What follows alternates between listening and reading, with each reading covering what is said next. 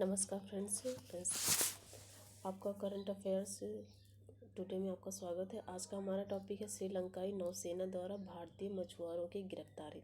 देखते हैं चर्चा में क्यों है। हाल ही में श्रीलंका की नौसेना द्वारा भारत और श्रीलंका के बीच की अंतर्राष्ट्रीय समुद्री सीमा रेखा को पार करने के आरोप में तमिलनाडु के 68 मछुआरों को गिरफ्तार कर उनकी नौकाओं को जब्त कर लिया गया। प्रमुख बिंदु ध्यातव्य है कि श्रीलंका द्वारा वर्ष 2010 में वर्ष 2020 के बीच लगभग 3500 भारतीय मछुआरों को गिरफ्तार वर्ष 2013 में सर्वाधिक 676 लोगों की गिरफ्तारी किया गया था। हाल के वर्षों में मछुआरों की गिरफ्तारी का मुद्दा भारत और श्रीलंका के बीच तनाव का एक प्रमुख विषय बन गया है। विवाद की पृष्ठभूमि। भारत और श्रीलंका दोनों ही देशों के मछुआरे सदियों से पाक बे क्षेत्र में मछली पकड़ते रहे हैं। पाक खाड़ी भारत और श्रीलंका के दक्षिण पूर्वी तट के मध्य एक उथला जल निकाय क्षेत्र है। हालांकि वर्ष 1974 और वर्ष 1976 में भारत तथा श्रीलंका के बीच अंतर्राष्ट्रीय समुद्री सीमा रेखा international maritime boundary line (IMBL) के निर्धारण से जुड़े समझौतों पर हस्ताक्षर के बाद इस क्षेत्र में दोनों देशों के मछुआरों के बीच विवाद बढ़ गया। कच्चातीव द्वीप विवाद। वर्ष 1974 के समझौते के तहत दोनों देशों के बीच अंतर्राष्ट्रीय समुद्री सीमा रेखा के निर्धारण के साथ भारत द्वारा सीमा रेखा के उस पर अवस्थित कच्चातीव द्वीप को श्रीलंका को दे दिया गया। वर्ष 1976 में दोनों देशों के मध्य हुए दस्तावेजों के आदान प्रदान द्वारा भारत और श्रीलंका एक दूसरे के जल क्षेत्र में मछली न पकड़ने पर सहमत हुए। इन संधियों ने भारत और श्रीलंका को जोड़ने वाले पाक जल डमरू मध्य को टू नेशन पोंड बना दिया, जो कि संयुक्त राष्ट्र समुद्री कानून संधि UN convention on the law of the sea UN clause के नियमों के तहत इस क्षेत्र में किसी तीसरे देश के हस्तक्षेप, अंतर्राष्ट्रीय फिशिंग तथा शिपिंग को प्रतिबंधित करता है।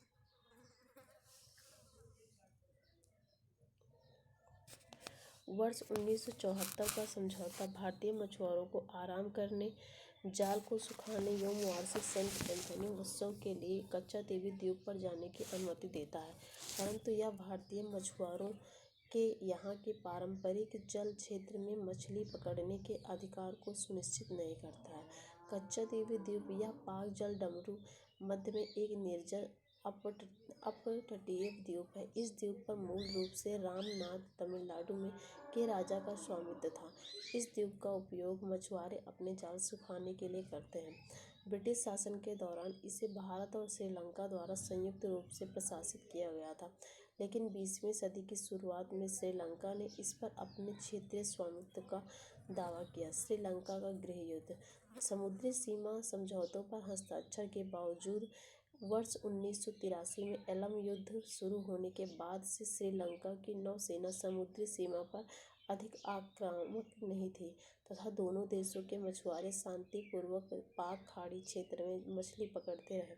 हालांकि वर्ष 2009 में श्रीलंकाई गृह युद्ध की समाप्ति के बाद से श्रीलंकाई मछुआरे अपने जल क्षेत्र में भारतीय मछुआरों के मछली पर आपत्ति जताते रहे हैं। तमिलनाडु सरकार एवं स्थानीय मछुआरों का पक्ष।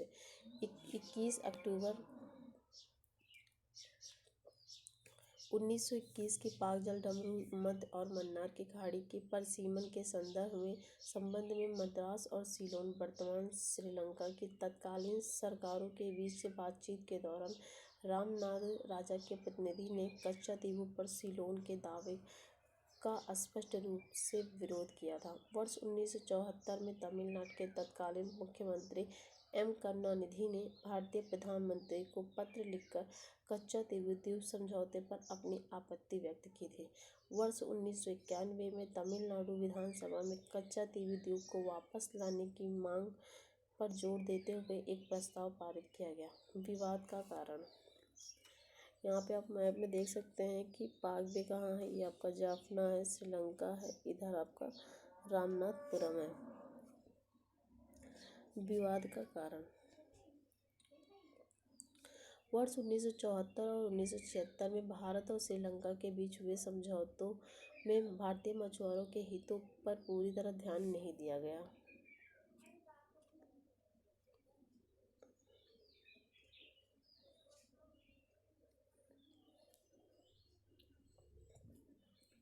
भारतीय मछुआरों को मछली पकड़ने के लिए प्रत्येक फेरी या ट्रिप पर औसतन 40,000 रुपये खर्च करने पड़ते हैं।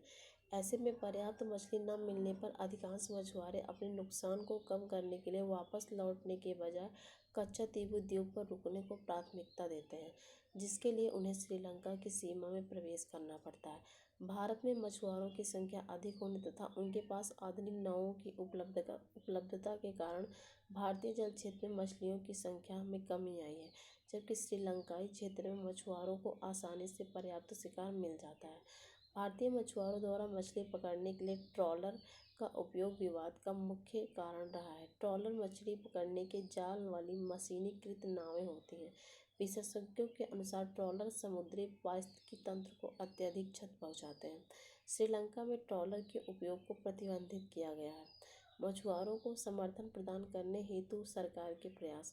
IMBL एक आभासी रेखा है। हालांकि ग्लोबल पोजिशनिंग सिस्टम GPS के माध्यम से इसे अब जियो टैग प्रदान किया गया है, जिससे मछुआरे IMBL को पहचानने में सक्षम हैं।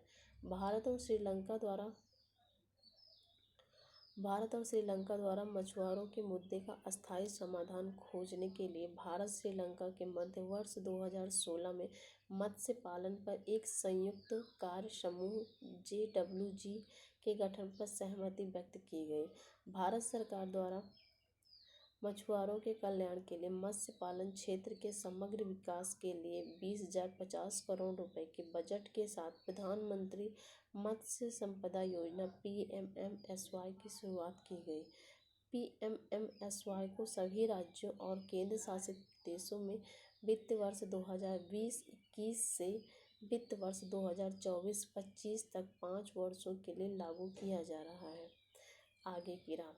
ट्रॉलर जैसे उपकरणों से समुद्री पारिस्थितिकी तंत्र को होने वाली क्षति को कम करने के लिए मछुआरों को आधुनिक उपकरणों को अपनाने हेतु समर्थन देते हुए एक चरणबद्ध प्रक्रिया के तहत ट्रॉलर पर प्रतिबंध लागू किया जाना चाहिए। भारतीय तथा श्रीलंकाई मछुआरों के हितों को ध्यान में रखते हुए दोनों देशों के बीच